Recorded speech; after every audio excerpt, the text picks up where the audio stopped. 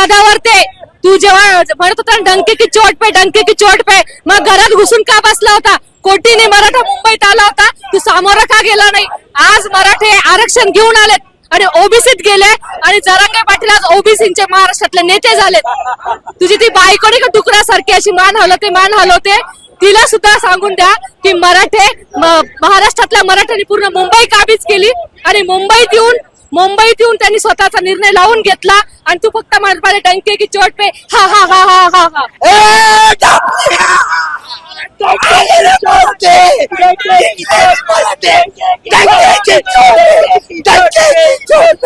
सांगते सदावर्ते डंके की चोट पे मराठे मुंबई में आए भी और आरक्षण लिया भी. महाराष्ट्र टाइम्स ऑनलाईन मध्ये आपलं सर्वांचं स्वागत आहे. गेल्या अनेक वर्षांपासूनचा मराठा समाजाचा लढ्याला आज यश आले.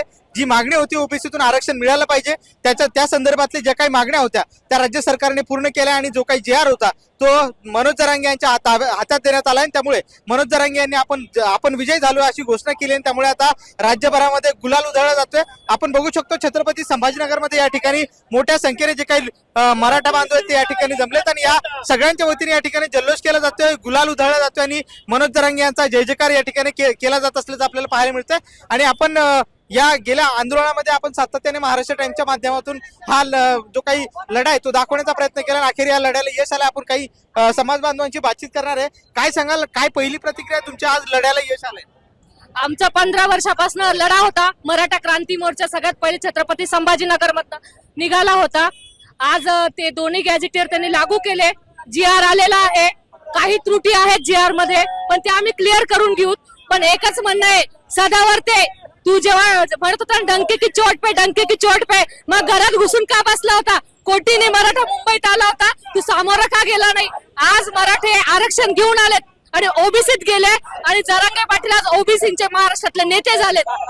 तुझी ती बायकोणी का डुकरासारखी अशी मान हलवते तिला सुद्धा सांगून द्या की मराठे महाराष्ट्रातल्या मराठ्यांनी पूर्ण मुंबई काबीज केली आणि मुंबईत येऊन त्यांनी स्वतःचा निर्णय लावून घेतला आणि तू फक्त म्हणपाले डंके की चोट पे हा हा हा हा हा हा.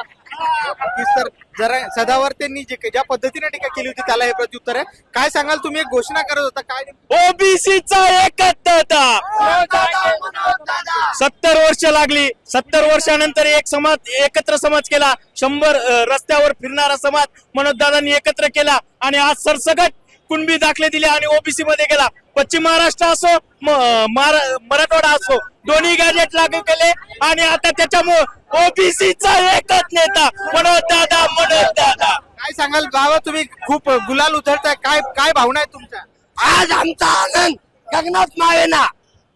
आमचा नेता मनोज दादा जरांगे पाटील. आज आम्हाला एवढी खुशी झाली का काय करावं आणि काय नाही. मराठीची छाती मोठ्या अभिमानाने पुढे गेली.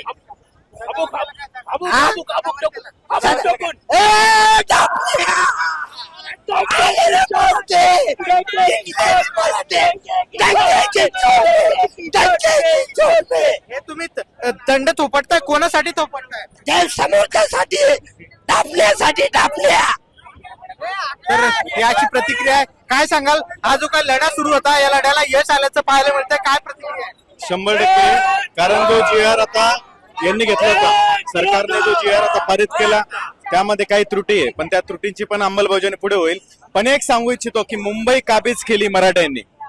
मुंबईचा आवाज जो होता तो खरंच बाळासाहेब ठाकरे नंतर मुंबई जी बंद केली ती मराठ्यांनी बंद केली.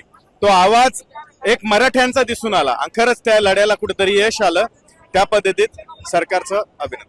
नक्कीच या लढ्याला यश आलं अशी प्रतिक्रिया आहे. काय सांगाल काय सर्व समाज बांधवांना जय जिजाऊ जय शिवराय. आज हा जो गरजवंताचा लढा होता आपण सांगू शकतो की हा सक्सेस झाला आहे, हा यशस्वी झाला आहे असं मी सांगू इच्छितो. सर्व समाज बांधवांनी खूप अवरात्र मेहनत करून हा जो लढा आहे हा यशस्वी करून दाखवता. माननीय संघर्ष योद्धा आमचे प्रामाणिक योद्धा मनोज जरांगे पाटील यांनी उपोषणात बसून हा लढा यशस्वी करून दाखवला मी सांगू इच्छितो. सदावर्तेंना काय सांगाल? सदावर्तेंना एवढंच सांगू इच्छितो, आता इथून पुढे तुला बाहेर निघायचं लाज वाटली पाहिजे, तुझी लाज तू काढली पाहिजे. ती मान हलायची आहे ना ती आता ही मान हलणार नाही. आता अशी जी आहे ना ती हलणार नाही आता मान. तुझी मान जी ना अशी हलणार नाही आता.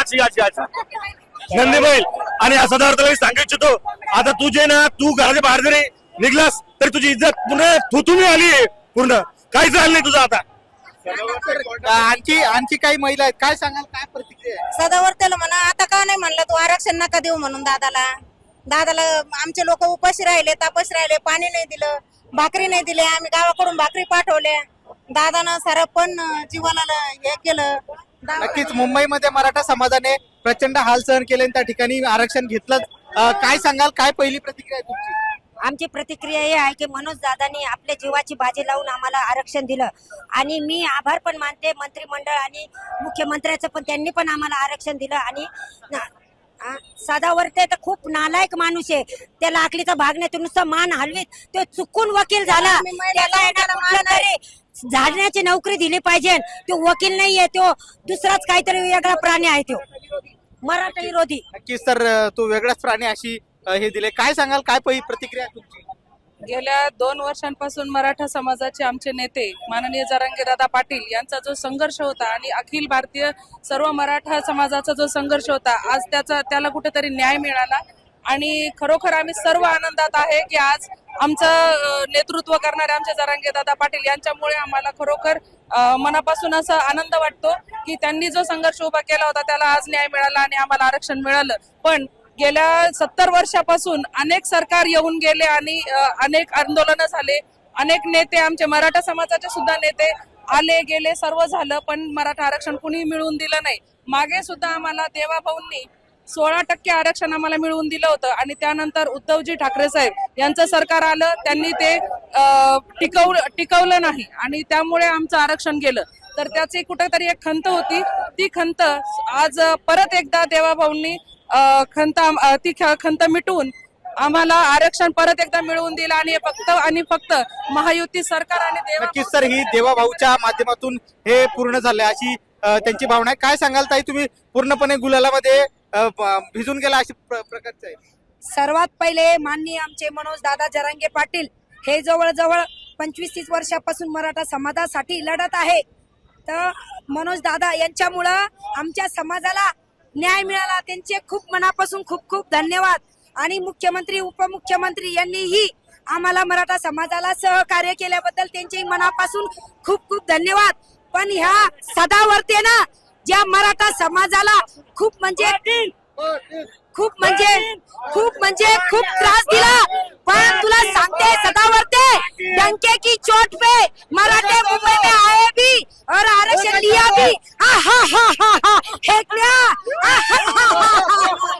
फेकण्याचं करायचं काय, खाली मुंडका वर पाय, फेकण्याचं करायचं काय, खाली मुंडका वर पाय. आणखी काही तरुण पण आहे, काय सांगाल, एवढ्या मोठ्या अथक लढ्यानंतर हे यश मिळाले, काय प्रतिक्रिया? दादांनी आम्हाला फार मोठं यश मिळवून दिलेलं आहे. म्हणून दादा जरांगे पाटील यांचे आम्ही फार आभार मानतो. मराठा समाज पूर्ण दादांचे. काय सांगाल, तुम्ही काय सांगाल? पूर्णपणे गुलालामध्ये भिजलात तुम्ही? पूर्णपणे गुलालामध्ये भेटलेलो आहे. आमची इच्छा होती खरं मुख्यमंत्र्यांना गुलालात भेटायची, पण ते भेटायला आले नाही आमच्याकडे, नाही तर आम्ही मुंबईमध्ये त्यांना गुलालात भेटून टाकणार होतो. जरांगे दादाचे मराठ्यावर अनंत कोटी उपकार आहे. पहिले छत्रपती, नंतर आमचे आता दुसरे जरांगे दादा, यांच्यामुळे आम्हाला आरक्षण मिळालं. जय शिवराय. काय सांगाल, काय प्रतिक्रिया? खरं तर आपला मराठवाडा हा हैदराबाद स्टेट मध्ये होता आणि हैदराबाद स्टेट मधून महाराष्ट्रात आला. आम्ही हैदराबाद स्टेट मध्ये कुणबी मराठा होतो, आमचे सर्टिफिकेट होते आणि महाराष्ट्रात आल्यानंतर आमचे सर्टिफिकेट हिनवले गेले, आम्हाला मराठा केलं. परंतु आज हैदराबाद गॅजेट लागू झाल्यानंतर मराठवाड्याच्या अनुषंगाने ही मराठवाड्यातील मराठ्यांसाठी अत्यंत महत्वाची बाब आहे आणि त्यासाठी पूर्ण श्रेय हे म्हणून दादा जरांगे पाटील यांचा आहे. आमच्या 75 वर्षाचा बॅकलॉग यामुळे भरून निघणार आहे आणि त्यामुळे मराठवाड्यातील जो मराठवाडा मागास राहिला आहे, मराठवाड्यातील मराठा विद्यार्थी मागास राहिला आहे, हे कुठेतरी पुढे जाणार आहे आणि हे खूप मोठं यश आहे मराठा समाजासाठी. मराठा समाजासाठी हे खूप मोठं यश आहे. आपण बघू शकतो या ठिकाणी खूप मोठ्या संख्येने हे समाज बांधव या ठिकाणी जमलेत आणि यांच्याकडून हा जल्लोष केला जातोय. आणखी काही बांधव आहेत, आपण त्यांच्याशी बातचीत करणार आहे. काय सांगाल, काय प्रतिक्रिया? आमचं एकच सांगणं तो सदावर्तेला तुमच्या चॅनलच्या माध्यमातून एकच सांगा की तू मुंबईत येऊ देत नव्हता. अरे आलो बी आणि टंके की चोट पर मनोज दादानी तो खोपटा उपटीला.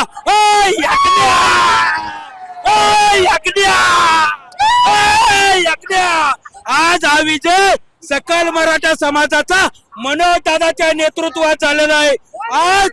आज मराठवाड्यातीलच नव्हे तर महाराष्ट्रातील मराठे ओबीसीत जाण्याचा मार्ग मोकळा झालेला आहे.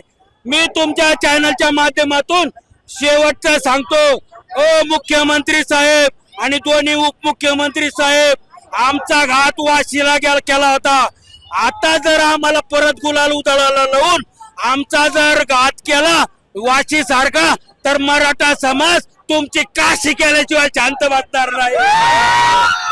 मागच्या वेळेला ज्या पद्धतीने फसवणूक झाली होती तर तशी फसवणूक जर झाली तर आता मराठा समाज तुम्हाला सोडणार नाही अशी प्रतिक्रिया आहे. काय सांगाल? मी तुम्हाला सांगतो, मी स्वतः इंजिनियर आहे. मी बघतो इकडं माझे हाल झाले. इंजिनिअरिंग कॉलेजला ऍडमिशन घ्यायचं होतं. मी फक्त ओपन मधून असो. मिळाले आरक्षण, आता काय प्रतिक्रिया ते सांगा. आनंदी आहो नक्कीच. पण जरांगे पाटलांना आहे का, हे यश फक्त जरांगे पाटलांचं आहे ना की त्या फडणवीसचं. त्याच्या आईला त्या फडणवीसला असं नाही बोलायला पाहिजे. त्या फडणवीसांबद्दल आमच्या लेकरांचं एमबीबीएस आरक्षण सगळे लोक आमचे काहीच फायदा नव्हता. आमच्या बापाना आमचा बाप गेला, इथं गेला सगळा एवढा खर्च करतोय. पण आज पण आम्ही लढतोय या गोष्टीसाठी की आमच्या पुरी आमच्या बाळ हे मोठे हो. आज मी लागलो समजा ठीक आहे इंजिनिअरिंग मध्ये. नक्कीच. तर या भावना आहेत, ज्या शिक्षण चुकून देखील नोकऱ्या मिळत नव्हत्या, या आरक्षणाच्या माध्यमातून ही आता जी काही मागणी आहे ती पूर्ण झाली आहे. काय सांगाल, काय आता पुढचं काय म्हणणं आहे तुमचं? अशी देखील एक विरोधक म्हणतात की याच्यातून फसवणूक होऊ शकते, तशी शक्यता वर्तवली जाते. काय प्रतिक्रिया? त्या GR मध्ये त्रुटी दिसत आहेत. फडणवीस साहेबांना एकच सांगणं आहे, वाशी सारखा जर तुम्ही गुलाल उधळून परत आमचा अपमान केला आणि जर परत आम्हाला गुलाल टाकून फसवणूक केली तर फडणवीस साहेब तुम्हाला एक इशारा असणार आहे, एकही मंत्री आणि एकही आमदार आम्ही गावांमध्ये फिरू देणार नाही. आता आम्ही तुमच्यावर विश्वास ठेवलेला आहे आणि जर परत तुम्ही आमची फसवणूक केली तर एकही आमदाराला मंत्र्याला आम्ही गावात येऊ देणार नाही. हे तुम्ही खबरदारी घ्यावी. आता जर आमची फसवणूक झालेली नसावी आणि जर असं असेल तर परत आम्ही मुंबईचं दार ठोठावणार. नक्कीच. तर मुंबई अशी पुन्हा जर फसवणूक झाली तर मुंबईचं दार ठोठावणार असं म्हणताय.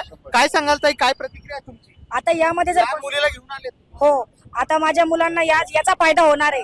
आरक्षण म्हणजे हे फक्त स्वतःसाठीच नाही तर संपूर्ण महाराष्ट्रासाठी, आमच्या लेकरा बाळांसाठी हे आता आरक्षण लागू होणार. आणि याच्यात जर आमच्या लेकरांचा घास जर ओढून जर घेतला शासनानं तर मी खबरदार करते का याच्यामध्ये फसवणूक करसान तर गाठ फक्त मराठ्यांशी राहील. का पाटील आम्ही तर पाटलीने आता याच्यात रे गो. आता मैदानात जर आम्ही उतरलो तर याची खबरदारी धरा म्हणा शासनाला. याच्यात आमची फसवणूक करसान तर पाटलाची फसवणूक करसान. आता पाटील नाही उतरणार, पाटलीने उतरते.